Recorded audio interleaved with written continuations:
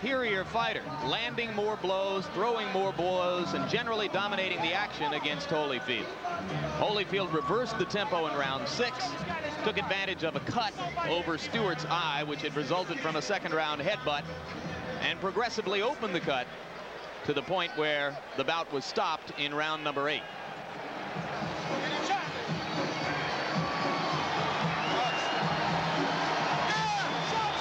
And there you hear a roar, which means that here comes Mike Tyson.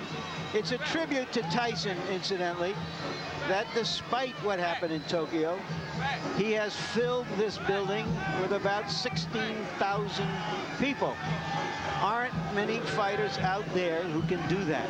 Certainly no non-champions. Indeed, Mike will tell you in no uncertain terms that he's still the main man in the heavyweight division where ticket sales are concerned. He suggests that neither Holyfield nor Foreman, and certainly not Razor Ruddock, could ever dream of selling as many tickets or as many pay-per-view subscriptions for a fight as can he. Well, he's likely to be proven wrong on that when Holyfield does fight Foreman. But suffice to say, he is still a major attraction. Ringside seats here, incidentally, are just $400, a fraction of what they've been in the past for him. There are some consequences to losing. Tyson's last fight, 2 minutes and 47 seconds against Henry Tillman, the man who had beaten him twice back in the amateur ranks. In that mob surrounding Mike are all 3 of the trainers now enlisted in Team Tyson: Aaron Snowell, Richie Giacchetti, whom you'll remember from his long tour of duty with Larry Holmes, and Jay Bright. The 3 of them nestled just behind the fighter as they make their way toward the ring. It looks like a T formation with a flanker, Jim. That's right. Mike's playing quarterback. Aaron and Richie are the halfbacks, and Jay Bright is dropping back as a fullback into a sort of short punt formation at this point. Now Mike will emerge into the ring where most of the crowd will get its first look at it.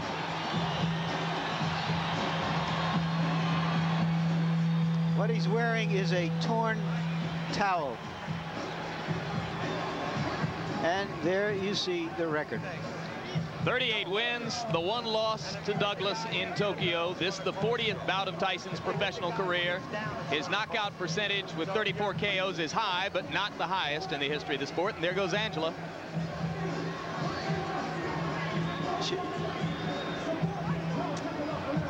Tyson looks a little fitter. I like Mike Tyson when he looks small, when he looks like a big middleweight or a light heavyweight. So let's take a look at the tail of the tape. And you can see that the big disparity there is in height. Stewart 4 inches taller than his opponent. He has an 8-inch reach advantage. Tyson at 217 3/4 looks to most observers here to be splendidly trained, in terrific shape. And the punch stat numbers, there you see what Tyson did against Douglas. But look what Stewart did against Holyfield. 81 punches around, an amazing number of punches for a heavyweight. Rules for the bout, New Jersey's rules. 3 judges scoring the fight, 10-point must system, standing 8 count in effect, 3 knockdown rule in effect. Neither fighter can be saved by the bell. So right now, let's go up to the ring announcer, Michael Buffer, for the pre-fight introduction. Ladies and gentlemen, Don King Productions, in association with the Trump Plaza Hotel and Casino here on the boardwalk in Atlantic City, New Jersey, present the featured bout of the evening. In attendance here at ringside tonight, ladies and gentlemen, our host, a man who's brought 50 championship bouts to Atlantic City in the last 4 years, Mr. Donald J. Trump. And in the ring at this time, the promoter for tonight's great event, and many others through the years around the world, Mr. Don King. This bout is sanctioned by the New Jersey State Athletic Control Board. All the officials shall remain the same except the judges assigned at ringside. For this bout, they are John Stewart, Rocky Castellani, and Eugene Grant. And now, ladies and gentlemen, from the Trump Plaza Hotel and Casino on the boardwalk in Atlantic City, New Jersey, let's get ready to rumble! 10 rounds of boxing in the heavyweight division. The referee for this bout is Frank Cappuccino. Introducing first, fighting out of the blue corner, wearing the black trunks with gold trim. He weighed in at an even 218 pounds. He's originally from England, but now lives and fights out of Brooklyn, New York. His professional record, an unbelievable one, 26 victories, all 26 by knockout, only 1 defeat. He's the number 4 ranked heavyweight in the world. Ladies and gentlemen, Alex, the Destroyer Stewart.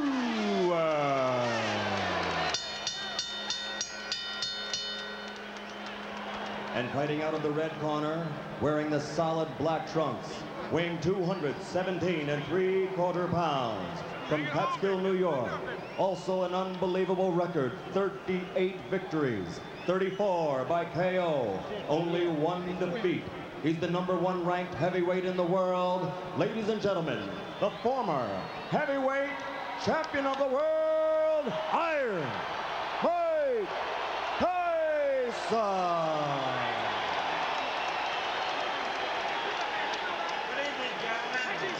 You were both given your instructions by the New Jersey Control Board. Protect yourself at all times. Bogus touch gloves. Come on, come on.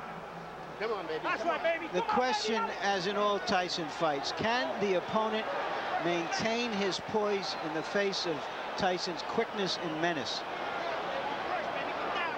Or will he Stay in retreat the corner, Alex. into Michael, stay in the corner. self-defense? Stay in the corner, Michael. Stewart has stated categorically that he knows he needs to keep throwing punches to try to keep Tyson occupied. If he stops throwing, he'll be dead. Tyson lands a right and another. This could be quick. I was afraid of a 30-second soundbite. All right, man? Okay, let's go. Remember, Stewart never went down against Evander Holyfield.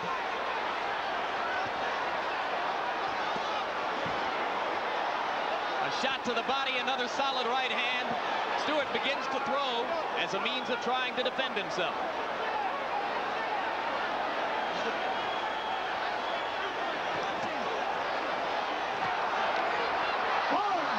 That'll be called a slip. And Mike is a little wild as he goes for the kill. A good right hand that hurt Stewart again, but Stewart is still upright.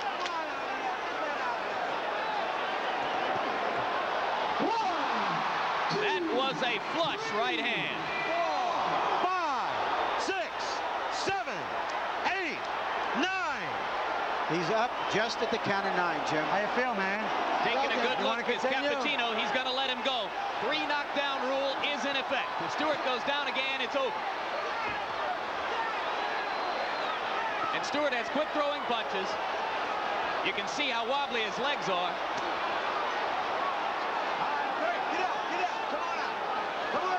If he makes it through 1:20, it'll be a small miracle. Let him go, come on. Stop punching. That was a worthwhile grab.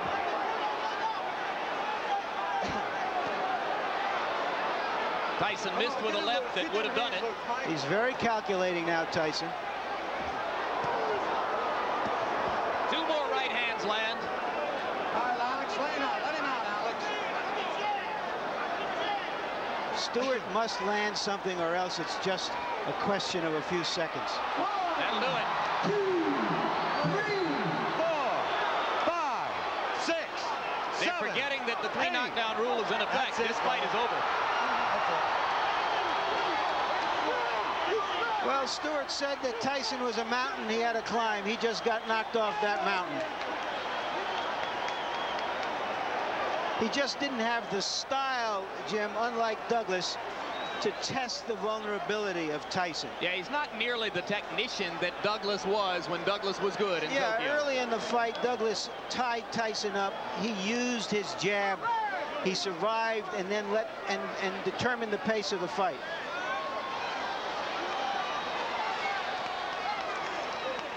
Nothing bothering you. You stay right there for a minute. Let me take a look here.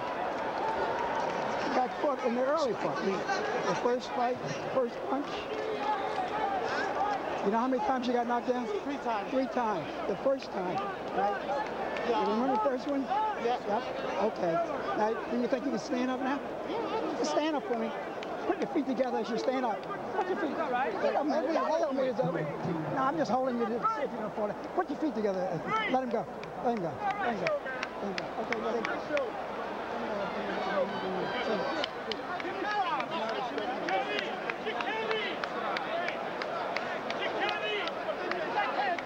And here's the first of the 3 knockdowns.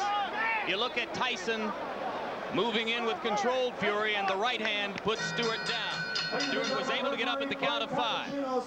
Now we'll take a look. Is this the first knockdown again? Yes, it is. Another angle. The winner. The right hand to the top of the head was the one that put Alex down.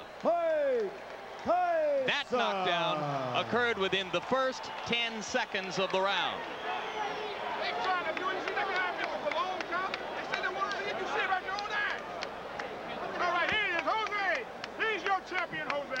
Now we'll take a look at knockdown number 2. By this time, Stewart still wobbly from the first knockdown, and he went down without Mike having to land a crushing blow. Another look at knockdown number 2. And you can see that the right hand simply glanced off the top of Stewart's head, but it was enough to put down a very wobbly fighter at that point. And now here's a third look at that same knockdown, knockdown number 2. The left to set it up, the glancing right off the top of the head, and Stewart down for the second time in the round. Still more than 1 minute 40 seconds remained in the round at that point. And with the 3 knockdown rule in effect, it was up to Stewart to try to stay on his feet to make it through round number 1. He was not able to do it. Here's knockdown number 3, which came at 2 minutes 27 seconds of the first round. A right and a left, and that was enough for Alex Stewart. Referee Frank Cappuccino began the count, which was academic at that point because of the 3 knockdown rule. Another look at the third knockdown. Solid left to the side of the head, but by that time it was the accumulation of punishment throughout the round which contributed to Stewart's demise. So Mike Tyson, in his 3 fights in this particular ring, his last 3 fights I should say in this particular ring, has a 91-second knockout, a 93-second knockout, and this one 147 seconds. 3 first down knockouts in his last 3 appearances here in Atlantic City for Tyson. Punch stat statistics for the 1 round in the fight. Tyson threw 46 and landed 21. Stewart given credit for having landed 4 punches. He stopped punching somewhere early in the 2nd minute of the round and simply tried to survive from that point on, with the by now obvious result. So this crowd remains on its feet, almost everyone still here in the arena as they await the official announcement. And we wait to see if well, they've gotten the official announcement. I was looking at replays, and I'm told now that the official announcement has already been made by Michael Buffer. And we wait now to see if we'll get a chance to talk with Mike Tyson about this, the 39th victory of his professional career.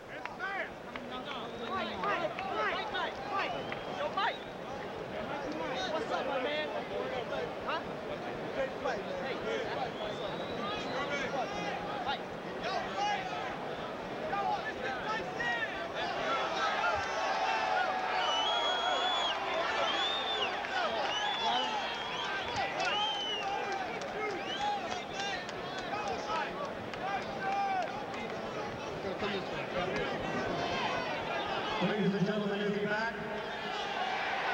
Iron Mike Tyson, 227 in the first round. And here comes Mike Tyson to join us now at ringside. Congratulations on victory number 39. You came out with fury, to say the least. Knocked him down in the first 10 seconds of the round. If I can get you to turn toward the camera a little bit, Mike, how important was it to you to score a first-round knockout tonight? Well, I mean, I knew he was a dangerous fighter once he got warmed up. And my objective, I was in great shape. He was to go in there and put the pressure on him for 10 rounds. I knew I had to break him eventually. You appear to be in sensational condition. Do you feel considerably differently now than was the case 10 months ago in Tokyo? Absolutely, because my mind is more prepared. You know, I mean, that's what basically the whole standpoint came down to, is being prepared mentally. How does your situation compare now to what most people would regard as the peak of your career when you knocked Spinks out here in 91 seconds? Well, you know, I mean, I didn't feel like it was a sustained of night tonight, because there's things that I know that I did that was mistakes. But you know what I mean? A good fight, and I'm in good shape. And I just like to thank all my fans on HBO that's been supporting me. But I just like to say this is my last fight on HBO. Is because HBO, they think that you'd rather see Holyfield than me. Thank you for supporting me. I love you all. Bye. Mike, one final question. How important at this moment is the coming arbitration with regard to the WBC championship and the possible WBC title fight with Ruddock? Well, it really don't matter, as long as I can fight for the title. I love to fight Ruddock. I want to show everybody he's not the baddest man in the world they once said he is. Would you rather fight the winner of Foreman Holyfield? Excuse me? Would you rather fight the winner of Foreman Holyfield? I would fight anyone, you know what I mean? But I'm fighting for the moment.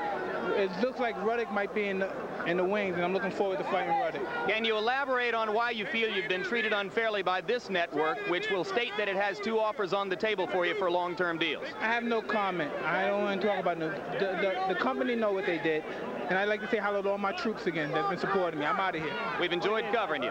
Thank you very much. We don't negotiate on the air. Our chief executive, Seth Abraham, will have plenty to say in the future about the potential for another Mike Tyson deal at HBO. It has been our hope for the past year that we could complete one more deal to give a long-term contract to Mike Tyson and to continue to cover his fights here on HBO.